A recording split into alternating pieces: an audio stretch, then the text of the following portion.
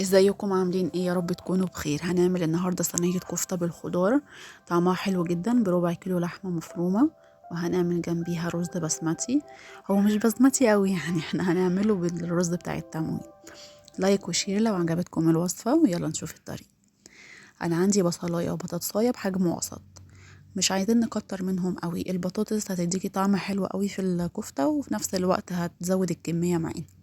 هقشرها واغسلها كويس جدا، وانزل منها اي سواد او اي نشا او اي حاجه موجوده فيها، لان انا مش هغسلها تاني. وهجيب المقشره بتاعتي، عايزه ابشرها بالمبشره اللي هي الضيقه، مش اللي هي العاديه اللي احنا بنستخدمها على طول دي. لا، انا عايزه زي ما انت شايفه اللي هي اللي فيها فتحات صغيره، عشان مش عايزه البطاطس، انا مش هسلقها، فمش عايزاها تكون باينه معايا في الكفته. هبتدي ان انا اقشرها كده كلها. بصي، هتبقى عامله زي الفتل الصغيره خالص كده. عايزه اقولك ان هي مش هتكون باينه خالص في الكفته، وفي نفس الوقت هتزود لي الكميه. البطاطس فيها كميه ميه كبيره، وطبعا هتفكلي الكفته، فانا عايزه اعصرها. بصي بتنزل ميه قد ايه. بصي لما عملناها من المقشره الضيقه كده، تحس ان احنا سلقينها وهرسينها. إيه، لو مش عندك المبشره دي بقى، يبقى اسلقيها وما تسلقيهاش قوي يعني، علشان ما تشربش ميه وتفكلك الكفته. هحطها في مصفى ضيقة تنزل كل المية اللي موجودة فيها. ولما اجي بقى ابشر البصلة عادي، ابشرها من الناحية الواسعة عادي يعني. هي برضو البصلة لو باينة شوية في الكفتة مش مشكلة، بس هي برضو مش هتكون باينة يعني. هضغط بقى على البطاطس كده كويس لحد ما تنزل كل المية اللي موجودة فيها. انا مش هغسلها يعني، كان ممكن ان انا احطها في المصفى واديها شطفة كده تحت الحنفية وبعدين ابتدي ان انا اعصرها.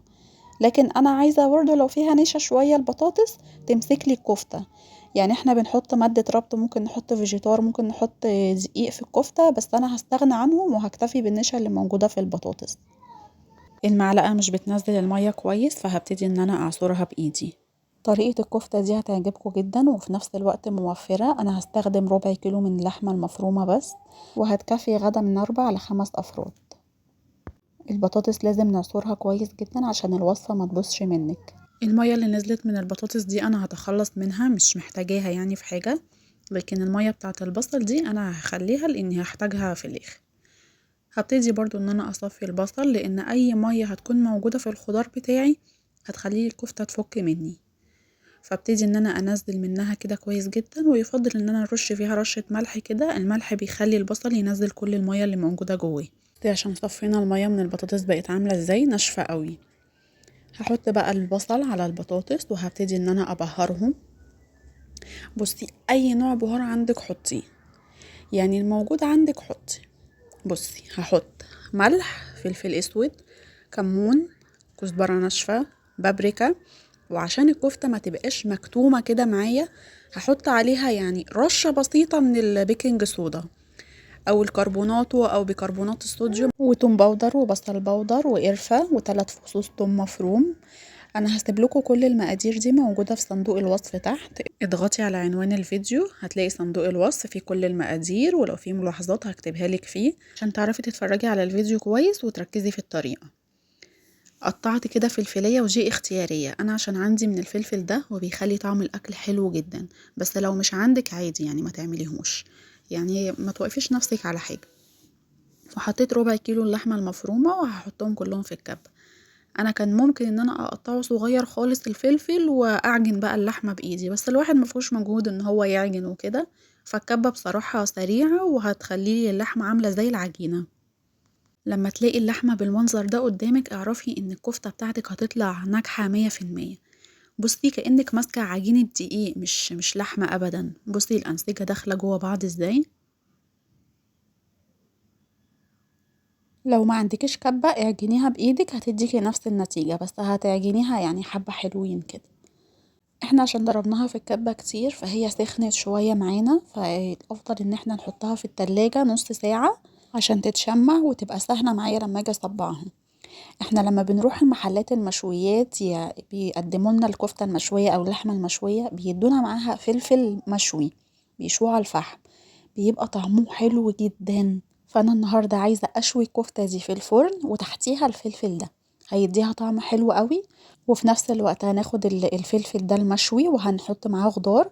نغمسه بالعيش او هناكله مع الرز، او لو هتعملي مكرونة بصلصة مكرونة محمرة هيبقى طعمه حلو جدا.